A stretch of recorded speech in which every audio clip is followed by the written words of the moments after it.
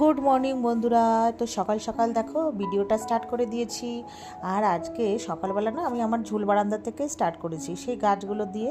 এই গাছগুলো অনেক কষ্ট করে আমি আর কি রেখেছিলাম ঘরে, তো ঘরে দেখলাম অবস্থা খারাপ, তো ঝুল বারান্দা দেওয়ার পর থেকে জানো তো গাছগুলো বেশ সুন্দর সতেজ হয়ে গেছে। আর তুলসী চারার উপর দিয়ে না একটা নীলকণ্ঠ মানে অপরাজিতা গাছ হয়েছে জানো তো, দুটো একটা করে ফুল দেয়, আমার খুব ভালো লাগে। তো আমি ঠাকুরকে দিই আর কি সাদা রঙের নীলকণ্ঠ। তো যাই হোক, সেই সব করে গাছ ফাছ সব তোমাদেরকে দেখিয়ে তারপরে কিছু গাছ আমি আবার অনলাইন থেকেও আনিয়েছিলাম। তো সেগুলোর মধ্যে জানো তো এখন দেখছি 1 বছর পর ফুল দিচ্ছে, বেশ ভালোই লাগছে দেখতে। তো তারপরে তো সকালবেলা যা যাবতীয় কাজকর্ম ছিল, বরকে রান্নাবান্না করে দিয়েছি, তারপরে হচ্ছে ঘর টর পরিষ্কার করে তারপরে পুজো টুজো দিয়ে স্নান ধান করে আর কি সব যা যা ছিল করে ধরে তারপরে চলে এসেছি এখন আমি আর মেয়ে যে খাবার দাবার খাবো, তো সেটার প্রিপারেশন করতে।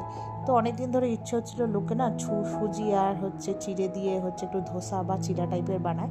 তো অনেক দিন ধরে ইচ্ছে হচ্ছিলো, কিন্তু সুজি থাকে তো চিড়া থাকে না বা টক দই থাকে না, সেই জন্য আজকে তিনটেই ছিল বলে তাই ওটা আজকে বানাবো। তো প্রথমে একটু দেখলে মিক্সিতে ডাস্ট করে নিলাম, আর এই ফাঁকে চাটাও বসিয়ে দিয়েছিলাম। তো মেয়ে আর আমি দুজনে চা খাবো। আগে তো প্রচুর পরিমাণে চা খাওয়া হতো, তো এখন অনেকটাই কমিয়ে ফেলেছি। তো স্নান করার পরে একটুখানি মানে কেমন লাগে, তো মেয়ে যদি থাকে তাহলে একটু করা হয়, আর মানে না হলে খুব রেয়ার, এখন আর অত আগের মতো চা খাওয়া হয় না।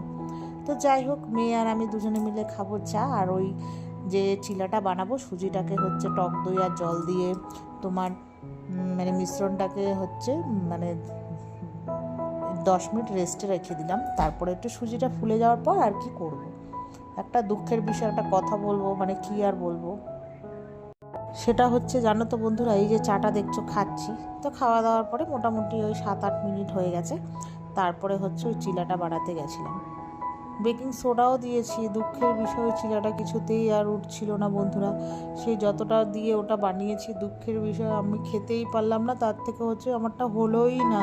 কেন হলো না জানি না। এটা ননস্টিকের একটা ফাইব্রেন মানে আর কি তাওয়া রুটি বানানোর পরোটা বানানোর, তো সেটার মধ্যেই হবে বলেছে লোকটা, মানে ছবির পিকচারও সেটা দেওয়া ছিল, কিন্তু আমারটা কেন ভুল হলো জানি না। তো তারপরে আমার আর মেয়ের প্রচণ্ড পরিমাণে খিদে পেয়ে গেছিলো, তারপরে লাস্টে ইউপি বানিয়েছি। তো মেয়ে তো খুব রাগারাগি, ইউপি খেলে এখন যতই হবো বড় হয়েছে, ইউপি খেলে কি আর পেট ভরে। তো ও আর আমি দুজনে মিলে ইউপি খেলাম, তাতেও হচ্ছিল না। তো চিপস আর কুরকুরে ছিল, ওটাই বের করে নিয়ে খাচ্ছিলাম। আর পাশে দেখেছো কত জঙ্গল হয়েছে।